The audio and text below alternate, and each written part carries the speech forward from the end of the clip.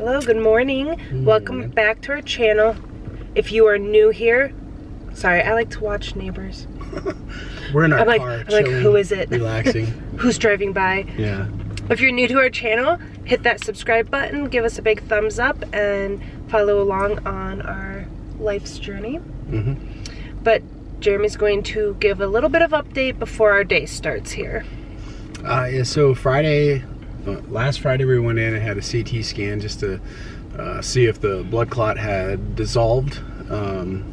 So the good news is my arm is almost fully functional again. A little bit of problems, very minor issues, nothing major, but definitely not turning purple. It does get a little blue every once in a while, a little discoloration still. Not nearly as bad, and I can sleep without pain. I can breathe without feeling pain again. I've been on blood thinners for 2.5 weeks.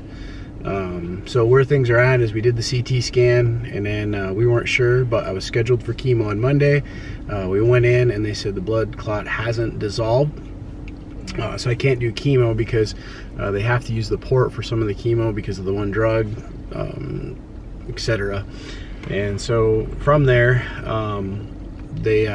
we got contacted by Dr. White's office, who's the one that installed my port, and they're going to take a look at it today. In fact, they called us and said, hey, can you be here by 10? That's why we're in our car. That's why we're in our car, because we're like, absolutely. So we got ready. We rushed out the door because it was like 9:30 when they asked that. And as we're on our way down, they called and they're like, oh, sorry, we can't do it. The doctor can't make it in. So whatever. So our appointment's at 11:30, and so we had a little bit of extra time. But the thing is they're going to take a look. The doctor's going to take a look and see if he can get the clot out. If he can't get the clot, then what happens is they go in and they got to remove the port and then put it on the other side of my chest, which is surgery again. So either or, we're gonna do what I gotta do to get where I gotta be. Yep. The good news though is even after missing 1 round of chemo, my numbers dropped to 56. So I went from 2,500 to 56 in my cancer markers. In 4 rounds. 4 rounds. 4 rounds. And so now technically I've missed 2 rounds of chemo. My appetite's back. He doesn't like that. I don't like that because that means the weight went up a little. Well, 5 pounds. 5 pounds. And the nurse is like, yeah, you've gained some weight. And I'm like, well, it's been 2 weeks and I can eat again. But aside from that, we're just really hoping that this is an easy fix for this doctor. And I really like this doctor. He's the one that really pushed to get everything moving fast for me. Yeah. And I do believe a lot of my physical conditioning right now is the physical way I feel physically is a result of him getting things moving so fast, because oncology was going to wait 5 weeks before they saw me, when after we got diagnosed, and he pushed to get us in ASAP. And so anyway, we'll talk to him in about an hour and see what's up. Yep. So we'll keep you updated on that. Yeah, so we'll make another little vid after we hear from the doctor.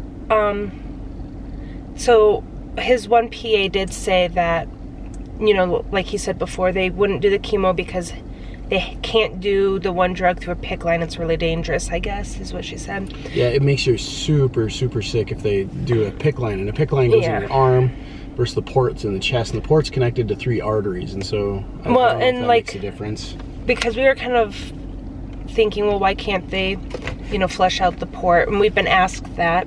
And she said, the problem is that the clot, she called it something else, thrombus? Thrombus. The thrombus is still there at the end of the port.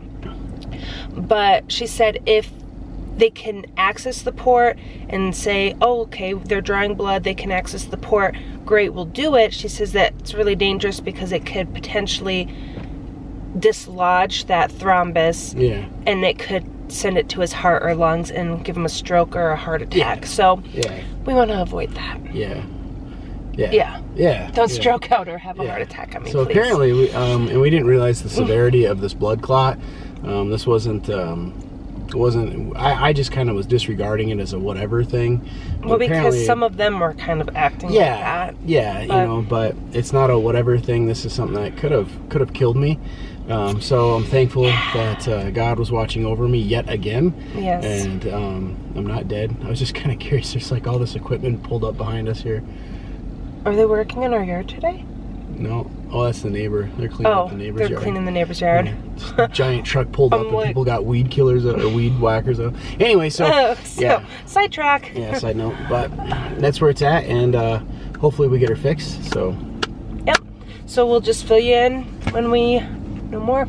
Yep. So a little bit of an update. So they are going to pull the port out. They are going to pull the port out because where the clot is on the catheter, they can't move it to the other side. So the plan right now is to take the port out and then just let it do what it's supposed to do, heal up, blah, blah, blah. And then I'll be on Eliquis for a month. And for chemo, they're discussing, we haven't heard back, we're waiting for this update, but they're gonna do something called a Metaport, and that'll go into my arm. And it's a, what do you say, like 6-inch line or something like that goes into my arm. Yeah. So it's like a super, he said a fancy super IV. Yeah, super fancy IV. So that's where it's at. We're waiting to hear back from oncology because here in Douglas, they can't do Metaport. And so oncology's trying to figure out how to get that done. So, yay. Well, but our hopes are that they can still do your chemo, like your full chemo through the that. Metaport. So kind of. There's concern on that. Because she said the one medication couldn't go through a line. Well, they said the one medication couldn't go through a PICC line. And the PICC line's different than the Metaport from what I'm understanding. Okay. Not sure what's going on 100%. We're still waiting to hear back from oncology, but they're getting it sorted out. Had a good visit with the surgeon, and so he's really nice. Yeah, he gave me the option to be awake when he takes it out, and I was like, nope. I wish I would have had the camera on Jeremy's face. No. He's like explaining it, and Jeremy's like, no. What? No. No. Put me to sleep. Yeah, knock me out. He's like, I can just take you and me back into the office and you can be awake. And yeah, I was very nonchalant acting. I'm like, no. And he goes, most people do fine with it. Yeah, no. I just, the stress of knowing they're cutting my chest open and pulling something out. Knock me out. So that anyway, will be Friday. So yeah, surgery's on Friday, but they're trying to get it sorted out so I can get back on chemo because I haven't had chemo since the 1st of June. Numbers are still going down, which is great, but we want them at 0. We don't want to be off of it for too long. Yeah, I don't want to be off for too long. So we'll see what happens and how it all works out, but we'll make another little update about that. Yep. We'll talk to you guys later.